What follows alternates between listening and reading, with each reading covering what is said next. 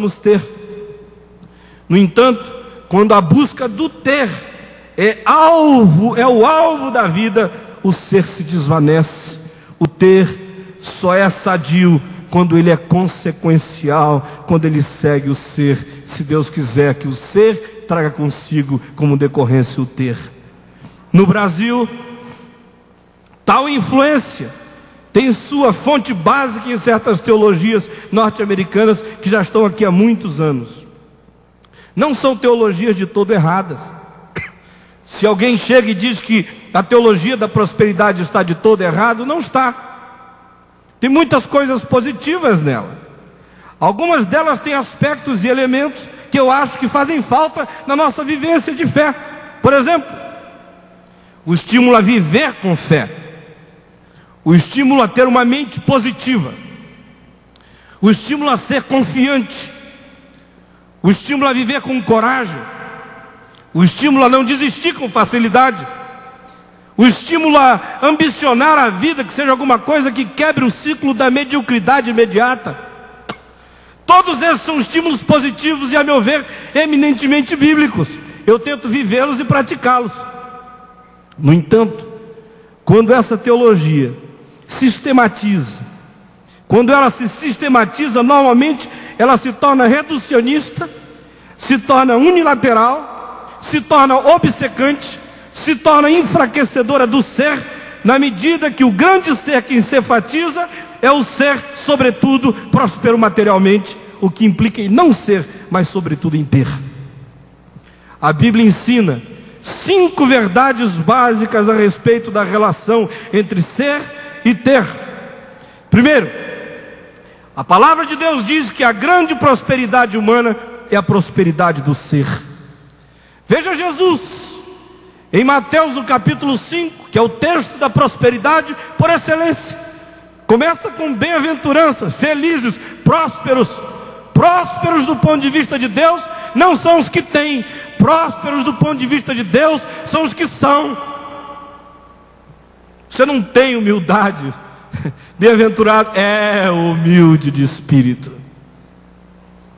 Bem-aventurado é o solidário, é o que chora, que sente as dores do mundo. Bem-aventurado é o limpo de coração.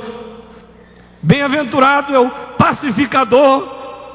Bem-aventurado é o que tem fome e sede de justiça. Bem-aventurado é.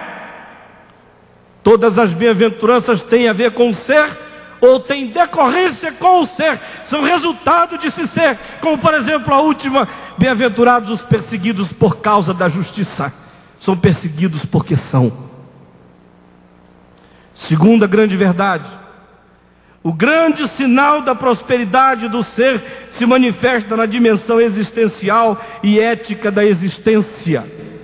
E aí eu gostaria que você que comprou a sua Bíblia ontem, conforme nós pedimos, abra em Colossenses comigo no capítulo 3. Colossenses 3, não tenha medo de abrir. Colossenses capítulo 3, vamos ler juntos, do verso 1 em diante. Eu vou repetir, preste atenção por favor, meu irmão. O grande sinal da prosperidade do ser se manifesta na dimensão existencial e na dimensão ética da existência. Veja aí o capítulo 3. Primeiramente, Paulo manda que se tenham essas ambições superiores pelas coisas lá do alto. Ele diz ainda, no capítulo 4, no verso 6, que se busque a glória lá do alto.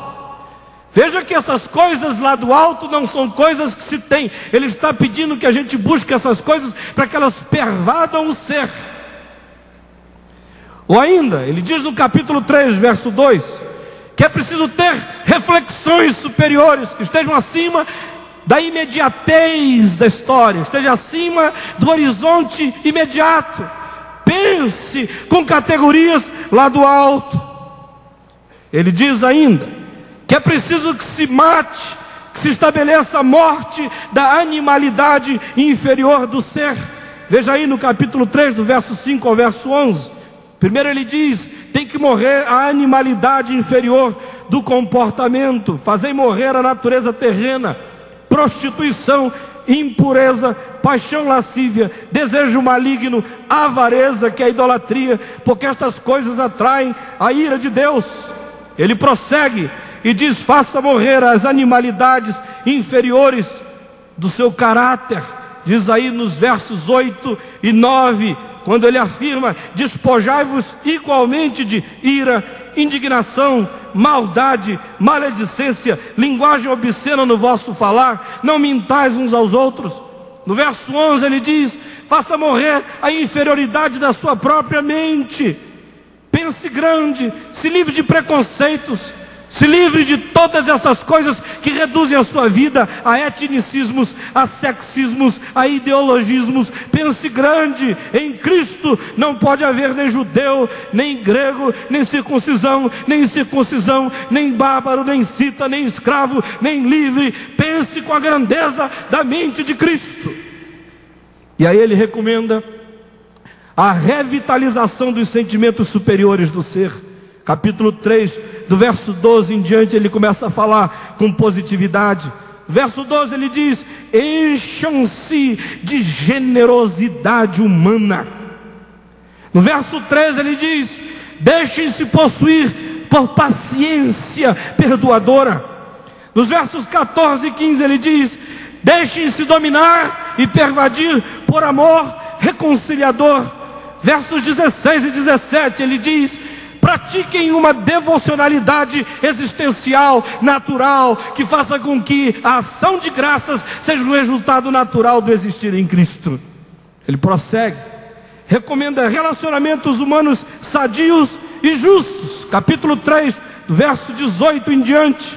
Primeiro, no casamento com a sua mulher. Depois, nos versos 20 e 21, na família, com seus filhos, aonde você não os tiraniza e aonde você ganha o direito pela autoridade de estabelecer uma relação igual. Versos 22 até o capítulo 4, no verso 1 ele diz que essa conversão, redenção nos relacionamentos, essa afirmação mais profunda do ser, tem que ter implicações na ética profissional, na maneira como você é patrão, na maneira como você é empregado, na maneira como você recebe, na maneira como você manda, na maneira como você faz, na maneira como você recomenda.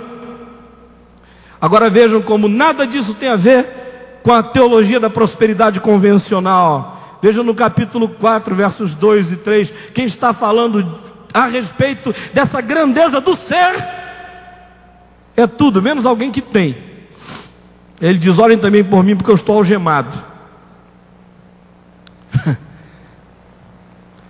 Orem também por mim, porque eu estou algemado. Que coisa linda! Como essa prosperidade do ser cabe no espaço de um calabouço. Como essa grandeza humana não tem necessariamente que ver com o ter. Terceiro grande princípio: a prosperidade do ser não tem necessariamente relação com a prosperidade do ter, e a prosperidade do ter não tem necessariamente relação com a prosperidade do ser. Preste atenção nisso. Sei que para alguns de vocês fica demais para pegar, compre a fita depois. Pensa em Abraão. Abraão era e tinha. Pensa em Moisés. Moisés deixou de ter para poder passar a ser. Pensa em Elias. Sempre foi e nunca teve. Pense em Lázaro no Novo Testamento, o mendigo. Sempre foi, nunca teve. Agora pense no rico, que sempre teve e nunca foi.